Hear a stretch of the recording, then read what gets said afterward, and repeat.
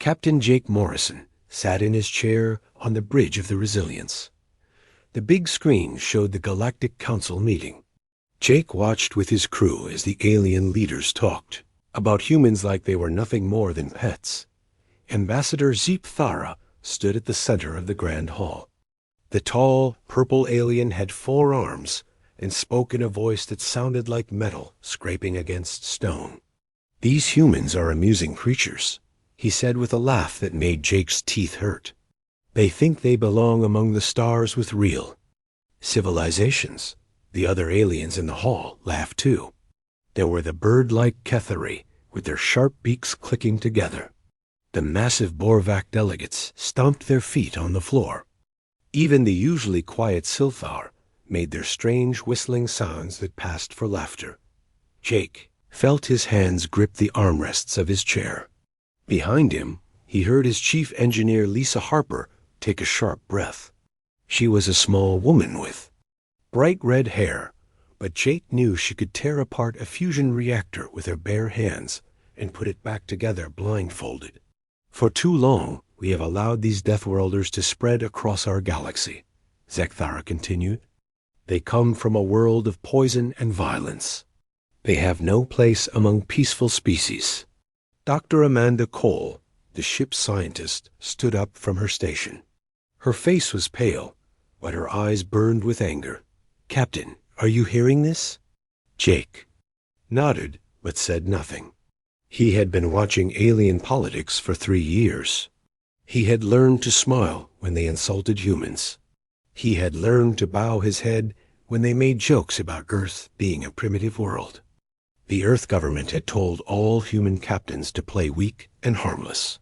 They said it would keep humanity safe, but Jake was getting tired of being safe.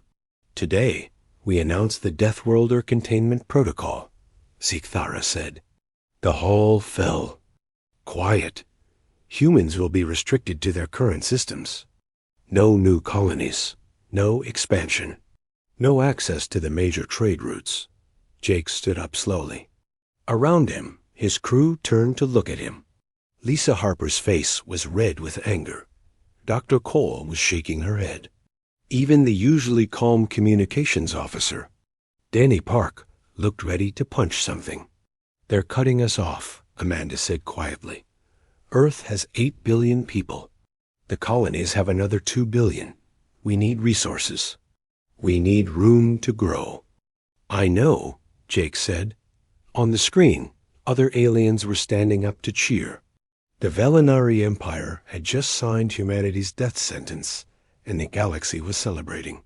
"Furthermore," Zekthara said, raising one of his 4 hands, "any human vessel found outside the designated zones will be considered a threat to galactic peace. Such vessels will be destroyed without warning." The cheering got louder. Jake watched as species that had traded with humans for decades applauded their destruction. The Kethari ambassador actually flew up to the ceiling and did a little loop in the air. Lisa Harper walked up to Jake's chair. "Captain, we can't just sit here and take this." "What choice do we have?" Danny Park asked from his station. "Earth Command says we have to follow the rules. They say if we fight back, the aliens will destroy Earth." "Earth Command is wrong," Amanda said. She was looking at her tablet, reading data that scrolled across the screen. "I've been studying the alien fleets for 2 years. Their technology is advanced, but it's not magic, and they've never fought a real war." Jake looked at her. "What do you mean?" "Think about it, Captain. When was the last time any of these species had to fight for their lives? The Kethari have been at peace for 300 years. The Borvak haven't seen war in 500. They're soft. They've forgotten what it means to struggle." On the screen, Zekthara was still talking. "The humans call their world a death world because everything there tries to kill them. But that just proves they are violent and cannot be trusted. A civilized species would have learned to live in peace with their environment." Jake almost laughed. The alien had no idea what he was talking about. Earth wasn't dangerous because humans were violent. Earth was dangerous because it was a world that made violence necessary to survive. Every day on Earth was a test. Every generation had to prove they deserved to live, and humans had been passing that test for millions of years. Captain, Lisa said quietly, "I've been in contact with other ships. Human ships. They're all watching this broadcast. They're all angry." Jake looked around his bridge. These people had followed him across the galaxy. They had smiled and bowed when aliens insulted them. They had traded their best technology for scraps. They had pretended to be weak and harmless for 3 long years. He was tired of pretending. Jake walked to the communications panel. Danny Park looked up at him with wide eyes. "Captain, what are you doing?" "Something I should have done a long time ago," Jake said. He entered his command codes into the system. The screen changed from the Galactic Council broadcast to a transmission. "Setup. Captain Morrison," Amanda said. "If you send an unauthorized message, Earth Command will have you arrested." "Let them try," Jake said. He activated the emergency beacon. It would reach every human ship, station, and colony in the galaxy. "This is Captain Jake Morrison of the Resilience. Message to all human vessels and colonies." He paused and looked at his crew. Lisa Harper was grinning. Amanda Cole was nodding. Even Danny Park was smiling now. "The masquerade is over," Jake said into the microphone. "For 3 years, we've pretended to be weak. We've let them think we're harmless. We've smiled while they insulted us, and bowed while they pushed us around." He looked back at the screen, showing the Galactic Council. The aliens were still celebrating humanity's defeat, but we're not weak. We're not harmless. We're from Earth. We're Deathworlders. And today, they're going to learn what that really means. Jake cut the transmission. The bridge was silent for a moment. Then Lisa Harper started laughing. It was a sound that would have made the aliens very, very nervous if they had heard it. "So what now, Captain?" she asked. Jake sat back down in his chair. "Now we show them what happens when you corner a predator."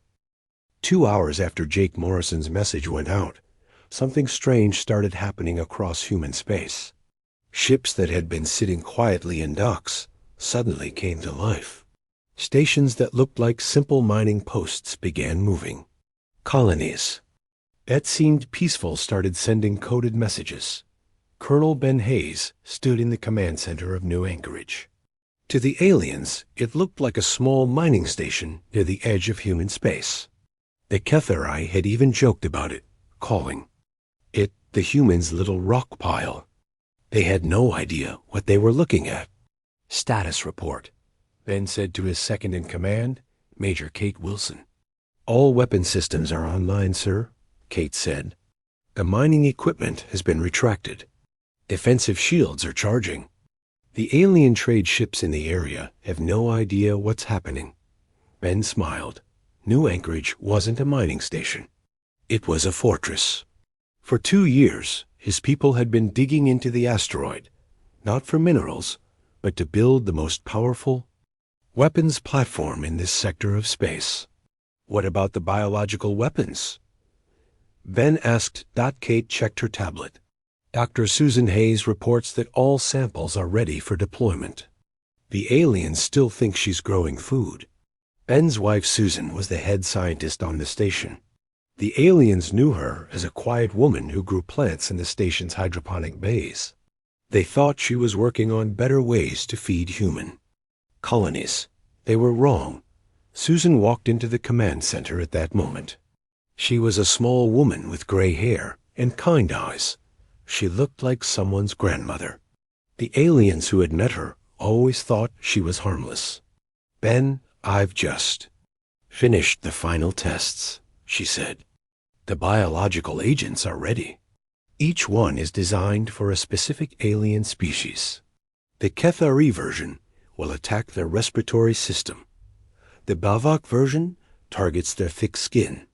The Velinari version goes after their 4-chambered hearts." "How long would it take to deploy them?" Ben asked. "If we release them into the air systems of their ships, They would have symptoms within hours, death within days. And the best part is, they won't even know they've been infected until it's too late. Ben nodded. And it only affects the target species? Completely harmless to humans and all other aliens. I've been very careful about that. Across the galaxy, other humans were having similar conversations. Captain Danny Foster stood on the bridge of his ship, the Lucky Strike. For 3 years, he had played the role of a friendly trader. He would dock at alien stations, smile a lot, and sell human goods for much less than they were worth. The aliens loved him. They thought he was the perfect example of how humans should act. Humble, grateful, weak. "Okay, people," Danny said to his crew. Time to drop the act.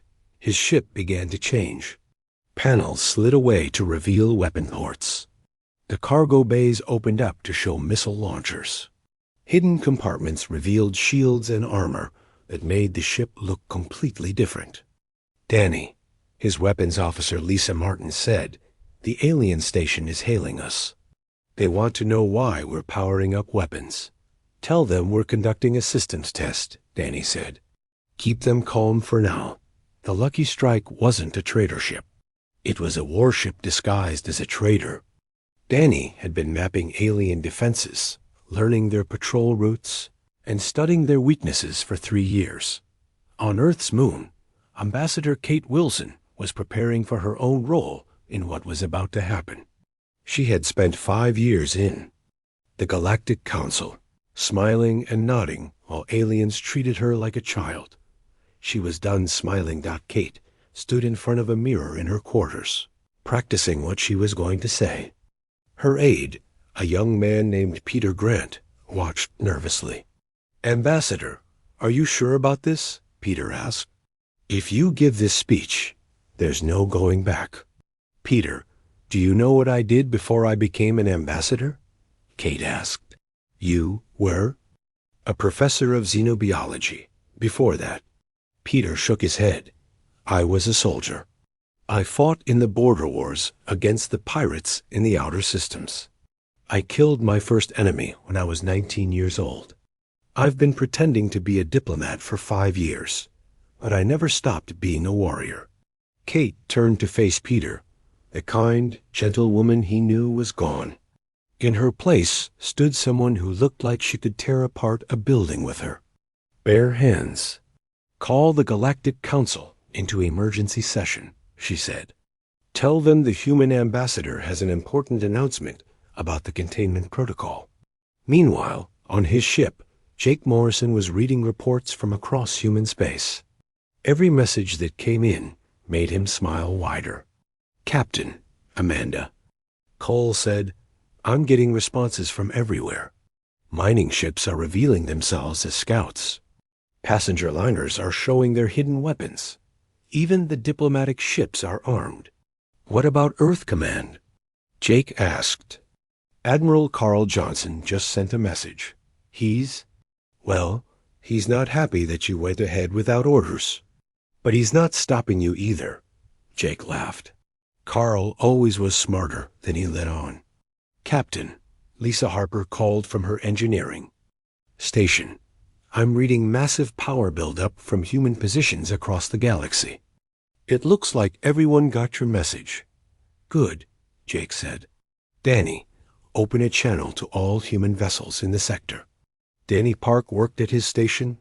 "Channel open, sir. This is Captain Morrison to all human ships. You know what we've been told to do. You know how we've been told to act. Smile, Bo. Be grateful for scraps. Well, I'm tired of scraps." Jake looked at the screen showing alien space. "For 3 years, we've been studying them, learning how they think, how they fight, how they live. They think they know us. They think we're weak because we chose not to fight." He paused. "They're about to learn the difference between choosing not to fight and not being able to fight." Across the galaxy, human ships began moving. Not toward Earth, but toward strategic positions throughout alien space. Mining ships that had been ignored for years suddenly appeared near major alien trade routes. Explorer vessels that the aliens thought were lost showed up near military bases. On the alien homeworlds, humans who had been living there as traders, scientists, and diplomats began disappearing. They weren't running away.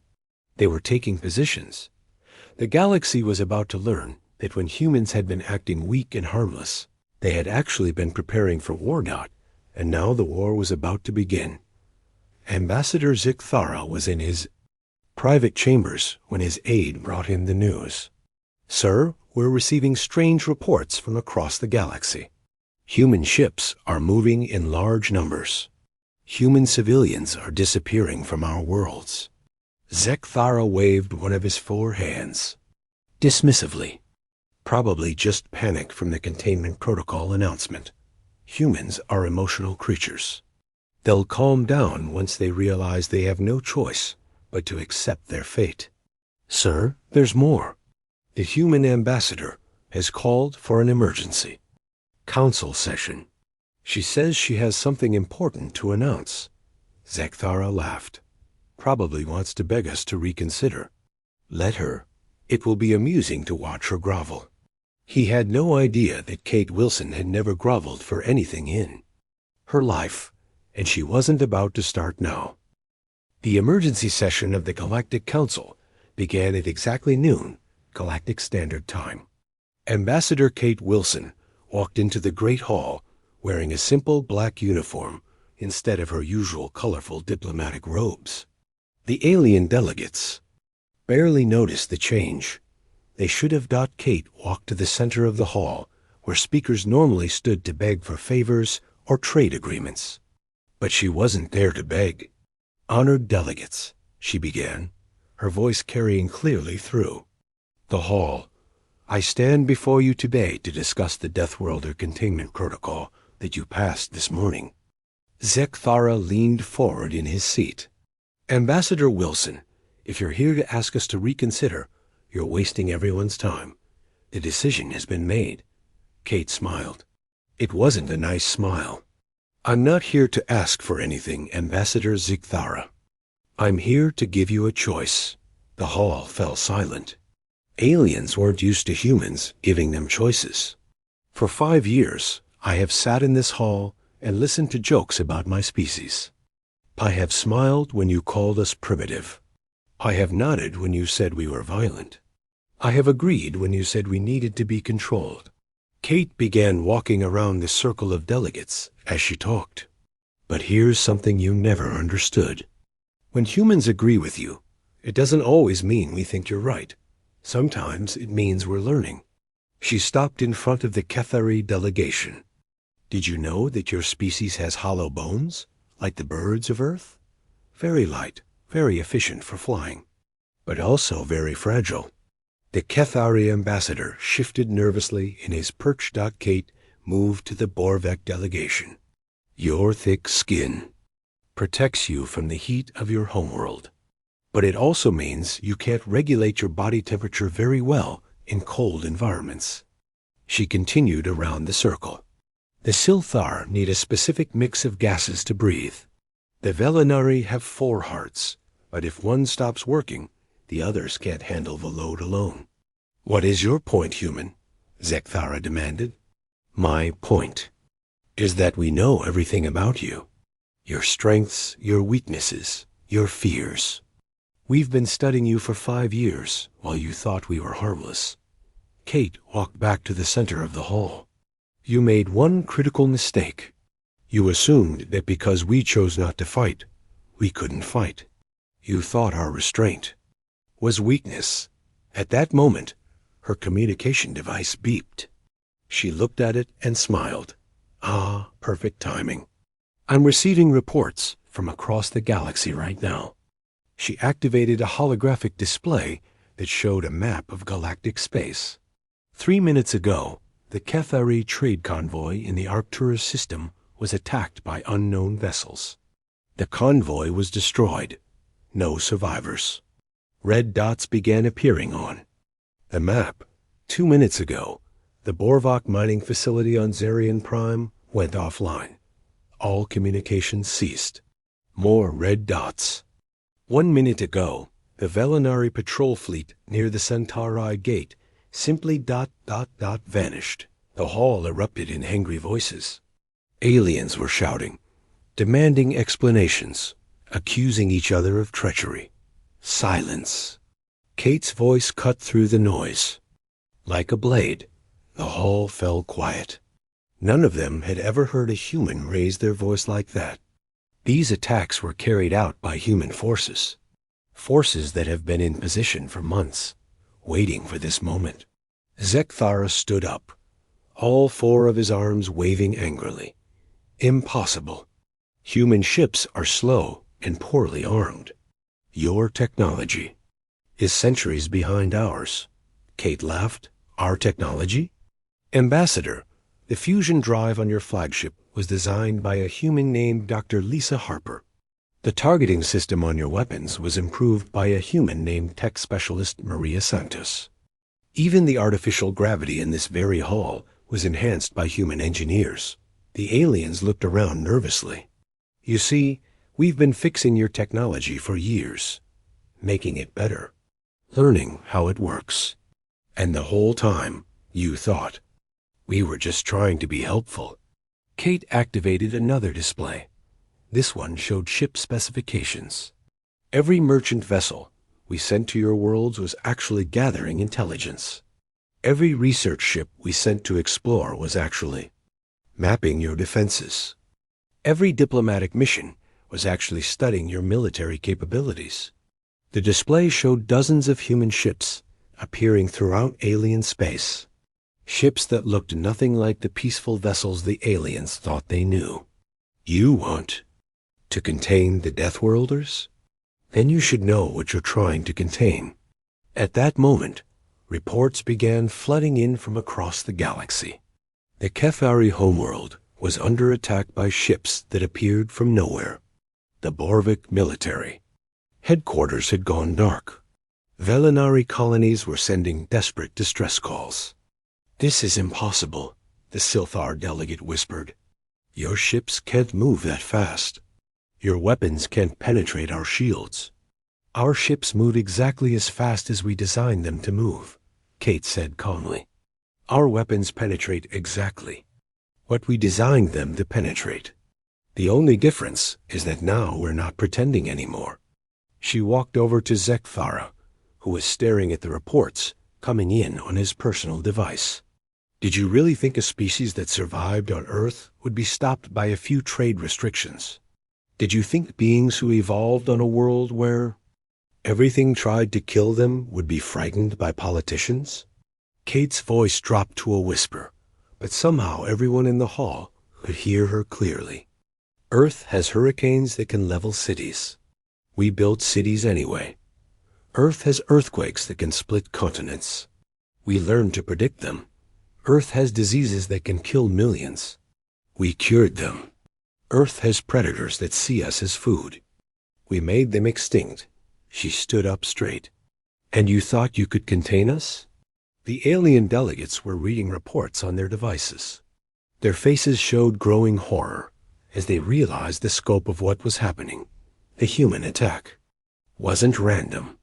It was precise, coordinated, and devastatingly effective. Every strike hit exactly where it would cause the most damage with the least risk to human forces. This is war, Zekthara said, his voice shaking. No, Kate replied. This is a demonstration. War would be much worse. She activated one final display. It showed biological data that made several delegates gasp in fear. Dr. Susan Hayes has spent 2 years developing biological weapons specifically designed for each of your species. They're already in position on your homeworlds, waiting for my signal. The hall was dead silent, but I'm not going to give that signal. Do you know why? No one answered. Because we don't want to rule you. We don't want to destroy you. We just want you to stop treating us like pets. Kate looked around the hall at the terrified faces. Here's your choice. You can rescind. the containment protocol right now, and we'll call off our forces. You can treat us as equals, and we'll go back to being the friendly, helpful humans you thought you knew." She paused. "Or you can try to fight us. And then you'll discover what Deathworlders really are when they stop being kind." The vote to rescind. The containment protocol was unanimous. It was also the fastest vote in Galactic Council history. The vote to rescind the containment protocol should have ended everything. The aliens had given in to human demands. The crisis was over, but some aliens were too proud to accept defeat. 3 days after the Galactic Council vote, Admiral Vector of the Velinary Imperial Navy sent a message to his fellow military commanders across the galaxy. The message was simple: the humans are bluffing. They cannot possibly be as dangerous as they claim. We must strike first before they grow stronger. Admiral Vector was wrong. He was about to learn just how wrong. Admiral Carl Johnson sat in his command chair aboard the Defiance, Earth's flagship. For 3 years, he had played the role of a cautious, peaceful leader. He had attended diplomatic meetings where aliens insulted his fleet. He had smiled when they called his ships primitive and outdated. Now it was time to show them what Earth's military could really do. "Admiral, we're receiving reports from intelligence," his communications officer, Lieutenant Amy Chun, announced. "The Velinary fleet is mobilizing. It looks like they're planning to attack human positions." Carl smiled. "Perfect. I was hoping someone would be stupid enough to test us." He activated the ship's communication system. "This is Admiral Johnson to all human vessels. Operation Revelation is now active. All units proceed to your assigned targets." Across the galaxy, human ships that had been hiding for years suddenly revealed themselves. What the aliens had thought were cargo vessels transformed into warships. What they had believed were research stations became military bases. Commander Rick Stone led a squadron of ships that the aliens had never seen before. They moved through space like hunters, using asteroid fields and nebulae as cover. The Velinary fleet sensors couldn't even detect them until they were already in firing range. "Target acquired," Stone said calmly. "Velinary dreadnought, bearing 270 Mark 15. His weapons officer, Lieutenant Kelly Park, smiled. "Locked on, sir. Shall I show them what human weapons can really do?" Fire. The Velinary dreadnought Conquest was the pride of their fleet. It was 3 kilometers long, heavily armored, and armed with enough firepower to destroy a small moon. It should have been invincible. The human weapons tore through its shields like they weren't even there. The massive ship broke apart in seconds. "Impossible." Admiral Vector whispered from his flagship. "Their weapons can't be that powerful." "Sir," his tactical officer reported, "the humans are using some kind of new technology. Our shields are useless against it." What the aliens didn't know was that the technology wasn't new at all. It was human technology, designed specifically to defeat alien defenses.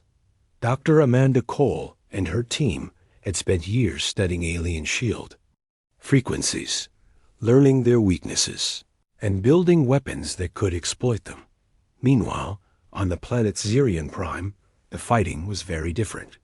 Lieutenant Nicole Adams had been living there for 2 years, pretending to be a simple agricultural worker.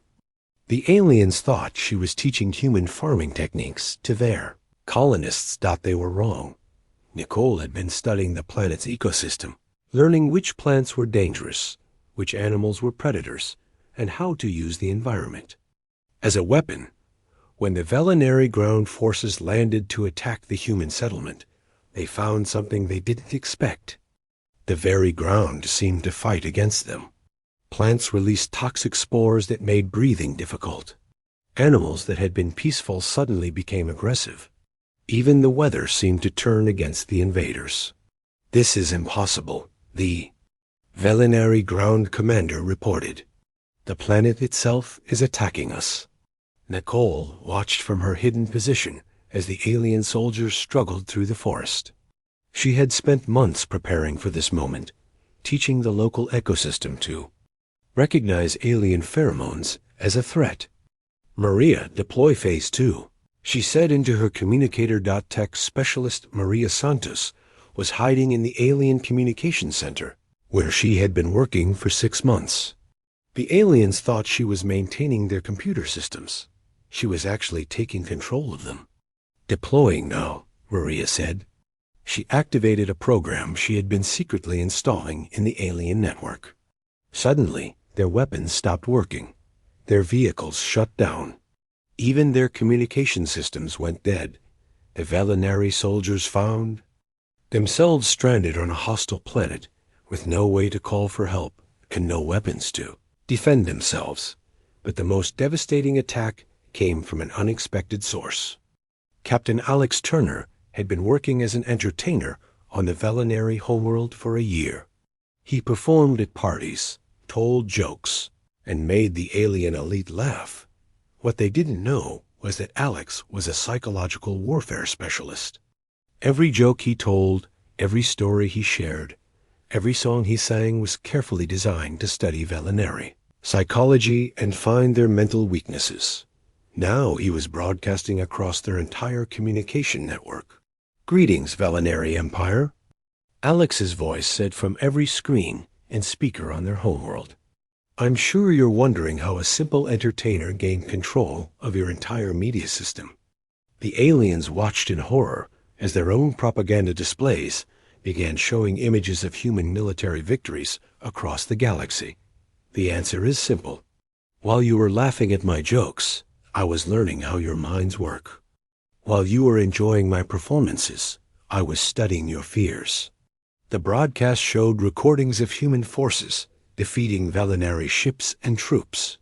But more importantly, it showed how easily humans had infiltrated Velinari society. Every human you've met for the past 3 years was a spy. Every smile was fake.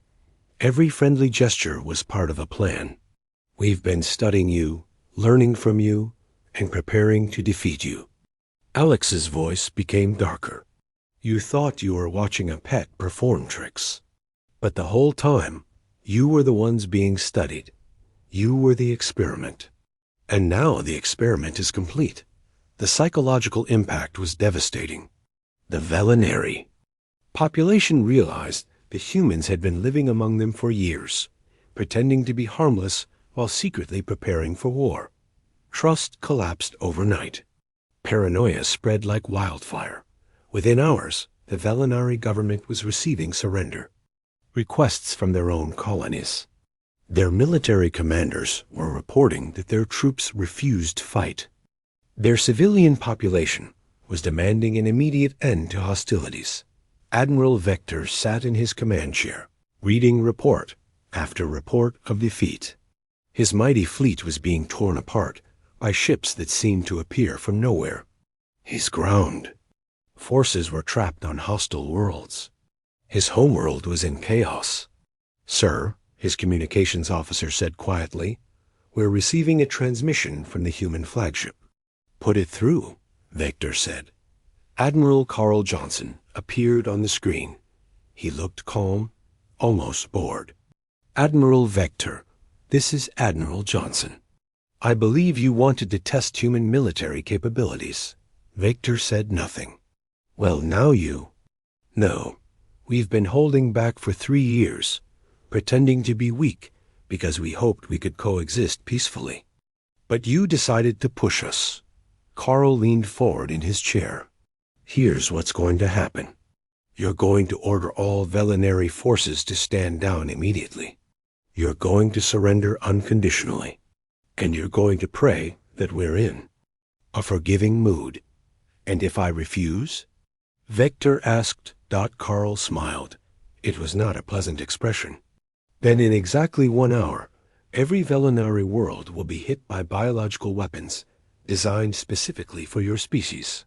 Your entire civilization will be extinct within a week. Vector looked at his tactical display. His fleet was already mostly destroyed. His ground forces were defeated. His homeworld was in chaos. That he had no choice. "I surrender," he said quietly. "Good decision," Carl replied. "Now you're going to help us explain to the rest of the galaxy why challenging Deathworlders is a very bad idea." The Velinari surrender was broadcast across the galaxy. Other alien species watched in shock as the empire that had started the conflict was completely defeated in less than a week. The message was clear. Humans had been holding back. When they stopped being kind, they became something far more dangerous than anyone had imagined. The galaxy would never see humans the same way again. 6 months after the Velinari surrender, the galaxy was a very different place. The Great Hall of the Galactic Council had been moved to a human space station called Harmony. The change was symbolic. Humans were no longer guests in galactic politics. They were the hosts. Admiral Jake Morrison, now promoted to Fleet Admiral, stood before the assembled alien delegates. The same beings who had once laughed at humanity now sat quietly, listening to every word he said. "The new Galactic Defense Treaty is simple," Jake announced. "Every species will contribute ships and resources to a joint defense force. This force will be commanded by human officers and will protect all member worlds from external threats." The alien delegates nodded. None of them argued. They had learned what happened to species that argued with humans. Ambassador Zeke Thara, who had started the whole crisis by calling humans amusing pets, raised one of his 4 hands. "Fleet Admiral Morrison, what guarantee do we have that humans won't use this fleet to conquer us?" Jake looked at him calmly. "The same guarantee you gave us when you tried to contain us at a few star systems." "None." The hall fell silent. "The difference is," Jake continued, "we don't want to conquer you. We want to protect you. The galaxy is full of real threats. Pirates, rogue AI, unknown species from outside our borders. We've been fighting these threats alone for years, while you sat in your safe systems and complained about us." He activated a holographic display showing galactic defense statistics. In the past 6 months, human forces have stopped 12 pirate fleets, destroyed 3 rogue AI networks, and prevented 2 invasions from outside the galaxy. How many of these threats did the old Galactic Council even know about? The answer was obvious. None. Dr. Amanda Cole, now serving as Minister of Galactic Science, approached the podium. She was still the same quiet woman who had served on Jake's ship, but now she held one of the most powerful positions in the galaxy. "We've established research stations on every inhabited world," she announced. "Each station studies local ecosystems, monitors for diseases, and watches for signs of external threats. This isn't about controlling you. It's about protecting everyone." She looked around the hall at the nervous alien faces. "Earth taught us that the universe is dangerous. Every day is a struggle for survival. You've been lucky to live in a peaceful part of the galaxy, but that luck doesn't last forever. We're offering you the protection of beings who know how to survive in a dangerous universe." One of the Kethari delegates flew up to his speaking perch. "Minister Cole, what about our sovereignty? What about our right to govern ourselves?" Amanda smiled. "You can govern yourselves however you want. We're not interested in your internal politics. We just want to make sure you're safe from external threats." She paused. "Of course, if you threaten other species or try to start wars, we'll stop you. But otherwise, we don't care how you run your worlds." The Borvek delegate, a massive creature that stood 3 meters tall, stomped his feet nervously. "What if we refuse to join this treaty?" Jake answered that question. "Then you'll be on your own when the next threat comes. And there will be a next threat. There always is." He looked directly at the Borvak. "Your choice is simple. You can have human protection, or you can take your chances alone. But you can't have it both ways." The vote was unanimous. Just like the vote to rescind the containment protocol, no one was brave enough to oppose the humans. After the meeting, Jake walked through the corridors of Harmony with his old crew. Lisa Harper was now the chief engineer for the entire Galactic Defense Force. Dr. Amanda Cole ran the largest scientific organization in galactic history. Even Danny Park had been promoted to admiral in charge of communications. "Do you think we did the right thing?" Amanda asked as they walked out. Jake considered the question. 6 months ago, the galaxy was full of small wars, pirate attacks, and suffering. Today, trade routes are safe, colonies are protected, and people can travel without fear. "I'd say we did fine." They reached the observation deck, where they could see the stars through the massive windows. Ships from dozens of species moved through space in organized patterns, all working together under human command. "The funny thing is," Lisa said, "we're doing exactly what they were afraid we'd do. We're controlling the galaxy." "No," Jake replied. "We're protecting it. There's a difference." "Is there?" Danny asked. Jake smiled. The old Galactic Council controlled through fear and politics. They made rules to benefit themselves and punished anyone who disagreed. We control through strength and protection. We make rules to keep everyone safe, and we enforce them fairly. Amanda pointed to a Velinari cargo ship passing by the station. "Look at that." 6 months ago, that ship would have been destroyed by pirates before it reached its destination. Now it travels safely because human patrols guard the trade routes. "The aliens are still afraid of us," Danny observed. "Good," Jake said. "Fear keeps them honest, but they're also grateful. Fear without gratitude leads to rebellion. Gratitude without fear leads to disrespect. We need both." As if to prove his point, a group of alien civilians walked past them in the corridor. They were tourists visiting the station, something that would have been impossible under the old system. When they saw the human officers, they bowed respectfully, but didn't run away in terror-perfect balance. Meanwhile, in her new office that had once belonged to the Galactic Council president, Ambassador Kate Wilson was meeting with a delegation of young aliens.